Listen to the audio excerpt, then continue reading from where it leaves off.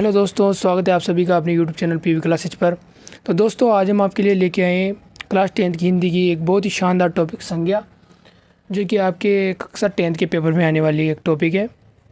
तो हम बात करेंगे पहले संज्ञा के बारे में, क्योंकि आपके संज्ञा से दो तो बहुविकल्प प्रश्न आएंगे, एक लघु उत्तरात्मक प्रश्न आएगा। इसके लिए मैं आपको संज्ञा पढ़ाने जा रहे हैं। तो पहले हम बात करेंगे संज्ञा की परिभाषा के बारे में। तो संज्ञा की परिभाषा क्या होती है दोस्तों? देखो, संज्ञा की परिभाषा, क्योंकि आपके 2 नंबर में आ सकता है तो परिभाषा जरूरी है, हम 2 नंबर में नहीं छोड़ेंगे, ठीक है। इसकी परिभाषा है किसी व्यक्ति, वस्तु, स्थान, स्थिति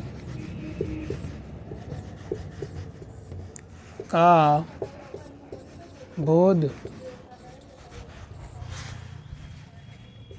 कराने वाले शब्दों को संज्ञा कहते हैं, ठीक है।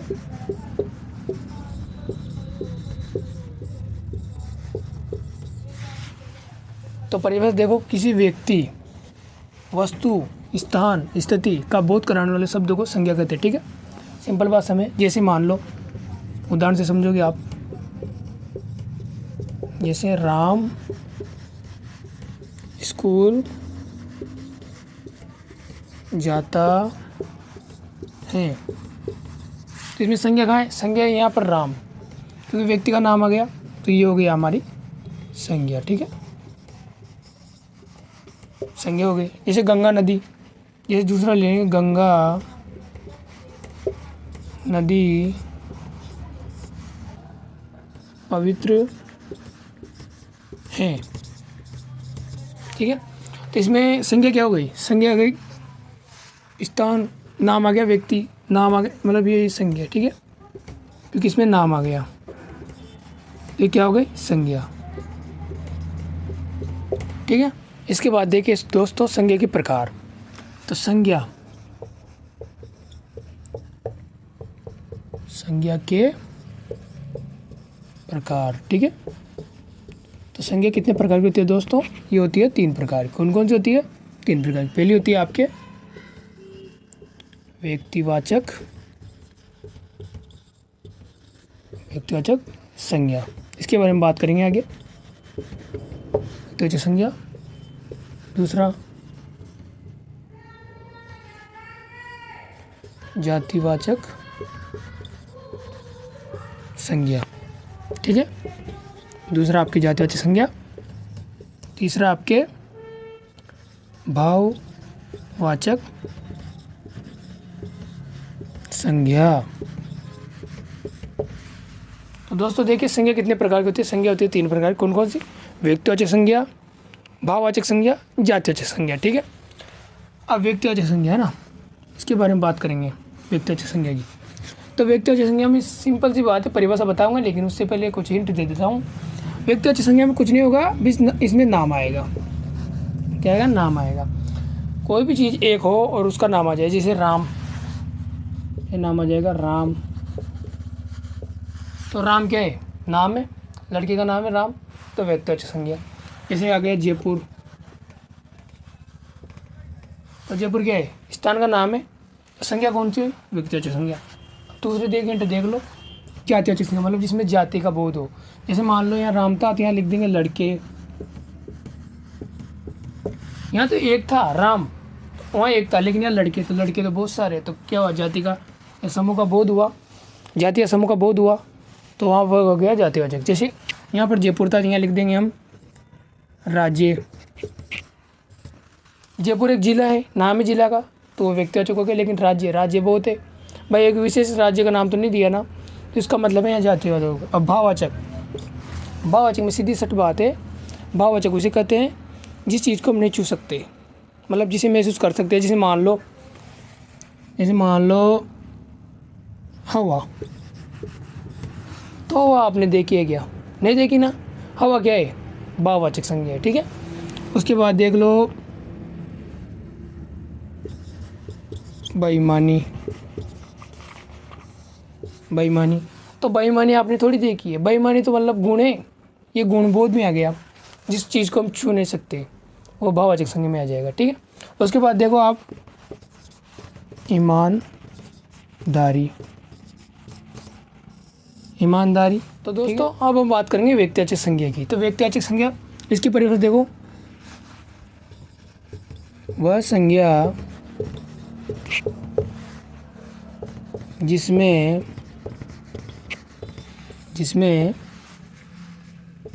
किसी व्यक्ति, वस्तु,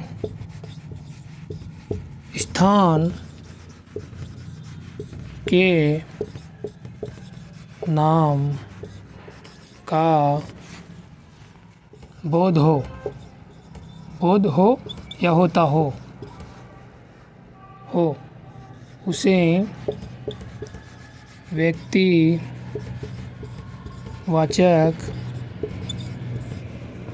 संज्ञा कहते हैं, ठीक है। व्यक्तिवाचक संज्ञा कहते हैं। अब देख लो, उदाहरण देंगे तब आप समझोगे। जैसे उदाहरण देखो, जैसे करके इसमें बस आपको एक चीज़ देखनी है व्यक्तिवाचक संज्ञा में कि नाम होना चाहिए, चाहे वो स्थान का नाम हो, व्यक्ति का नाम हो या स्थान का नाम हो, लेकिन वो एक चीज़ होनी चाहिए, एक ही चीज़ होनी चाहिए और उसका नाम होना चाहिए। जैसे मान लो हम लेते हैं श्याम, तो श्याम क्या है? लड़के का नाम है। तो लड़के का नाम है, जैसे आ गया व्यक्ति का नाम, तो श्याम कौन संज्ञा? व्यक्तिवाचक संज्ञा।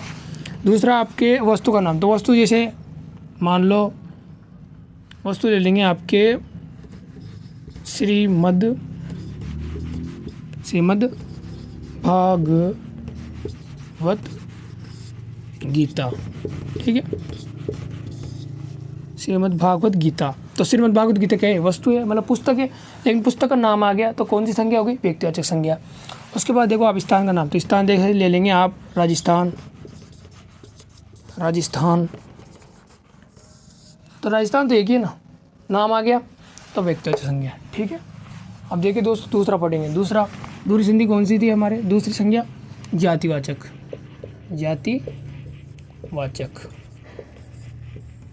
संज्ञा।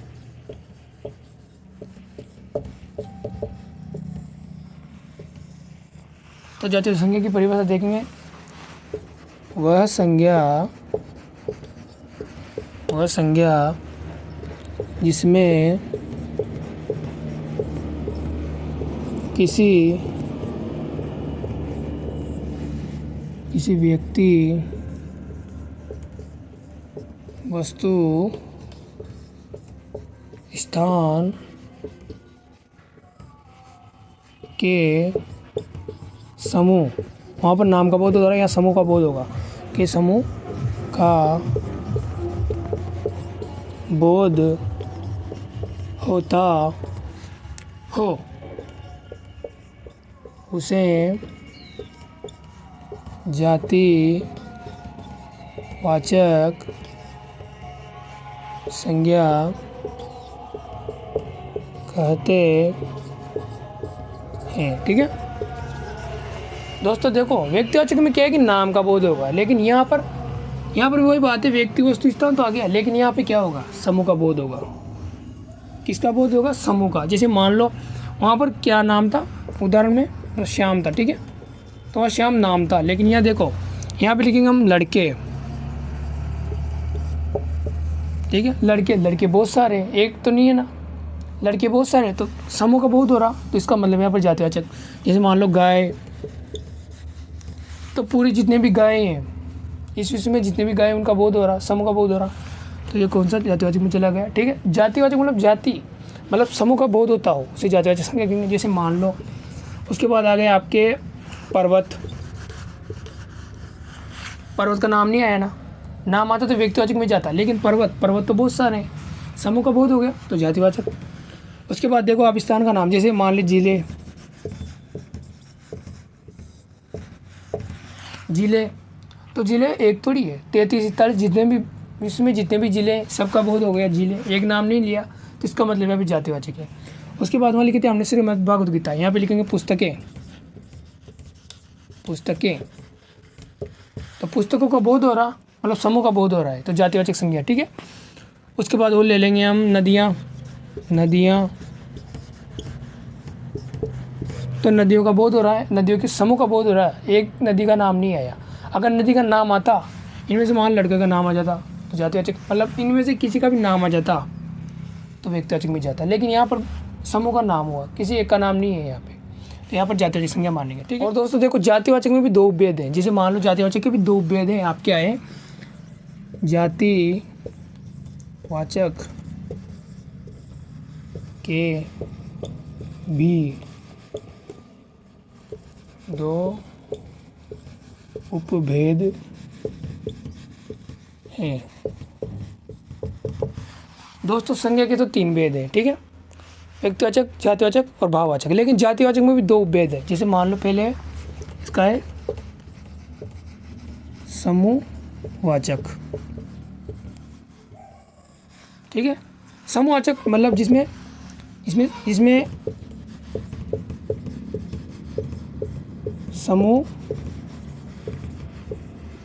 समूह का बोध हो। वही बात दोस्तों, जैसे लड़के, पुस्तकें, मतलब समूह का बोध हो रहा है, उसमें जातिवाचक, ये समूहवाचक हो गया, ठीक है। उसके बाद दूसरा है द्रव्यवाचक, द्रव्य मतलब आप समझ गए होंगे, द्रव्यवाचक जिसमें तरल पदार्थ आते हो, तरल पदार्थ, तरल मतलब द्रव्य रूप में, जैसे आप देख लो पानी, डीजल, जूस, पेट्रोल,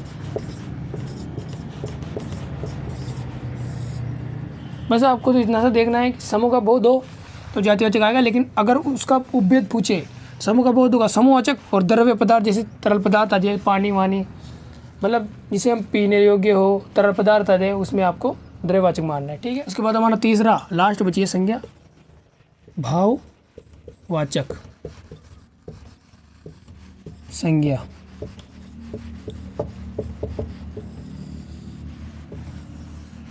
ठीक है। इसकी परिभाषा, वह संज्ञा जिसमें किसी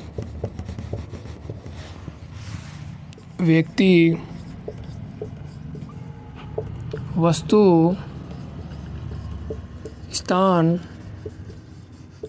के गुणों का बोध हो, ठीक है। तो परिभाषा, लेकिन एक और परिभाषा मान लो नोट में लिख दो आप, आपके समझने के लिए, नोट 200 रुपये का, वह वस्तु जिसे हम छू नहीं सकते, वह देख नहीं सकते, ठीक है। मतलब वो वस्तु जिसे हम छू नहीं सकते हाथ से और देख नहीं सकते, जैसे मान लो उदाहरण समझोगे आप, जैसे मान लो हवा, तो हवा क्या आपने कभी देखी है? हवा नहीं देखी ना, छुई भी नहीं है, महसूस कर सकते हैं, मतलब उसे केवल महसूस किया जा सकता है। क्या किया जा सकता है? महसूस कर सकते हैं। किसमें जाएगी? भाववाचक संज्ञा में, ठीक है। हवा हो गए, उसके बाद हो गए आपके मिठाई। अब आप ये सोच रहे हो मिठाई को तो हम छू सकते हैं, लेकिन मिठाई को छू सकते हो, लेकिन मीठा जो गुण है उसे आप छू नहीं सकते, उसे आप स्वाद चख सकते हो, महसूस कर सकते हो, ठीक है। उसके बाद आपको आगे लड़ाई क्या, मतलब मिठाई के बाद आएगी आपके हवा आ गया, मिठाई आ गई, बेईमानी, ईमानदारी, उसके बाद आ गया आलस, ममता, या ममता महिला का नाम नहीं है या लड़की का नाम नहीं है। या ममता मतलब जो ममता मतलब ममता रस है, जैसे बच्चे और माँ का प्रेम होता है उसे ममता कहते हैं, ममता। यहाँ आलस, आलस को आप कभी छू सकते हो क्या? आप कह सकते हो कुछ आलस आ रहे हैं, तो आलस को आप छू नहीं सकते, मतलब महसूस कर सकते हो। ठीक है, तो ये सब किस में जाएगी? भाववाचक संज्ञा में। ठीक है, फिर आज के लिए जब तक आप खुश रहिए, प्रसन्न रहिए, मस्त रहिए और अपनी तैयारी में व्यस्त रहिए। और अगर अभी तक चैनल को सब्सक्राइब नहीं किया तो प्लीज़ सब्सक्राइब कर दीजिएगा। और अगर वीडियो पसंद आए तो लाइक भी कर दीजिएगा। जब तक, जय हिंद।